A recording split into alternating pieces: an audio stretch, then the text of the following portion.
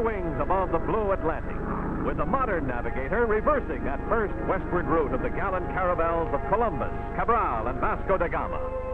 For today's landfall is Portugal itself, where the storied river Tagus still carries its ancient traffic down to the sea, where the fabulous Tower of Belém still stands sentinel on the bright river shore. Long ago, from the site of this historic landmark, Vasco da Gama sailed on his epical voyage to India. The harbor of Lisbon could tell 1,000 stories, tales of glittering Roman galleys, of the intrepid navigators of Prince Henry's day, of that golden age when Portugal ruled over half of the known world. Those glories are gone now, but Lisbon's beautiful Avenida da Liberdade symbolizes the eternal city of the Tagus. Combining the atmosphere of yesterday with the spirit of tomorrow, Lisbon today is a metropolis of some 800,000.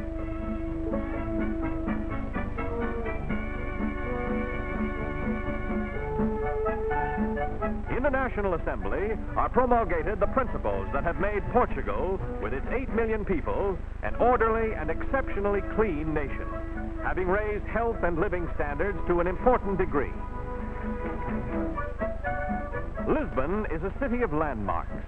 The famous Rocio, known as Rolling Motion Square because of its undulating mosaic pattern that creates in one the feeling of rolling over the ocean waves.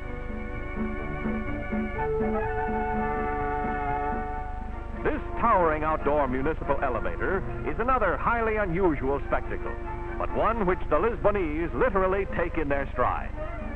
Designed by Gustave Eiffel of Paris Tower fame, it has long conveyed the busy citizen from one level of his hilly city to another. Cable cars also are a necessary part of the civic scene in a city where hill climbing adds to the ups and downs of everyday life. Modernization sets the theme here with this new building project typifying the progressive planning embodied in Portugal's thriving capital.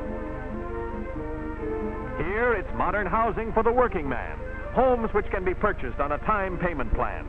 Further proof that today's Portugal is in step with the future. But time and tradition also survive, and the age-old ways of the Portuguese fishermen have changed but little. Down through the centuries, Lisbon Harbor has been one of his chief ports of call, the riches of the teeming sea his eternal quest, with sardines the principal catch. Fishing remains a major Portuguese industry, supplying much of the daily diet. And as always, the traditional barinas, or fishwives, still hawk their wares through Lisbon's thronging streets. On now to Nazaré, ancient fishing village on Portugal's central coast. For centuries, the people of Nazaré have lived by the singing sea, reaping of its bounty. Village children display the bright and lively plaids that make their costumes as colorful as their traditional customs. Home is the sailor, and these happy youngsters take advantage of the circumstance by getting into the swing of things.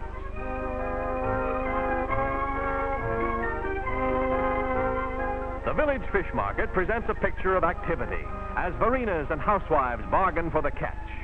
To the highest bidder goes the prize, but not without plenty of sales talk.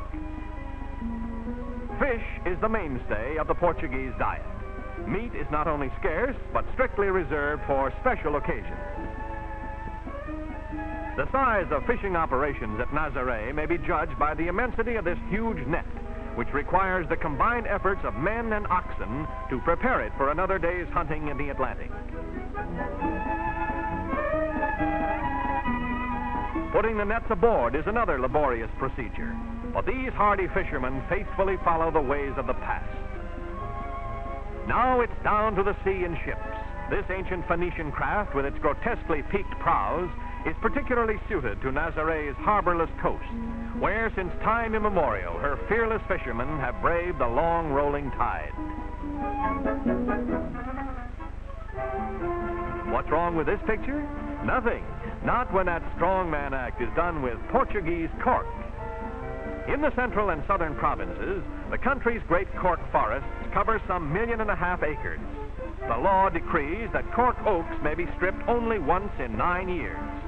Yet annually, these same forests provide more than 150,000 tons, the vast majority of which is exported to the markets of the world. Weighing but 1/4 as much as water, cork bark, with its compressibility and its insulating qualities, has long been used in the manufacture of innumerable products. And Portugal is the leader in the growth and processing of this valuable commodity. When it comes to windmills, Portugal has them by the hundreds. Don Quixote himself might well have tried his trusty lance on this creaking grain grinder. These clay pots whistle as the blades turn. If they cease whistling, the farmer knows his mill has stopped. It's still another part of Portugal, the paradox, ancient land of constant contrast.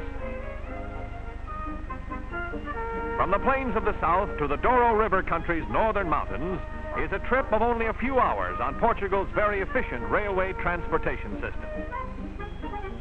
Porto, city of the north, once the Portus Cale of the Romans, gave its name to Portugal and port wine. Second city of the nation, Porto truly portrays the contrasts of the centuries, combining a strictly modern outlook with the fascinating color of a decidedly historic atmosphere.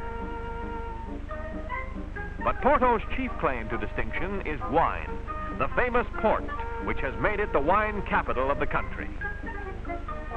In the rich mountain terrain of the Douro River Valley rise the terraced vineyards which for centuries have fostered the wine of Portugal. Port is the name of a wine made solely from the grapes grown in the Douro Valley. Today, oddly enough, these healthy grapes owe their existence to American rootstock, imported in 1862 to replace the Portuguese vineyards, which were destroyed by a ravaging parasite. Long ago, men of the wine country learned that music helps relieve the monotony of the back-breaking task of carrying the 130-pound baskets up the steep slopes. Following the bountiful harvest, the workers of the vineyards, on other seasons picking over, stage their traditional grape festival. Country music and country dancing out of long-remembered folklore. A quaint and picturesque bit of pantomime from the days of long ago.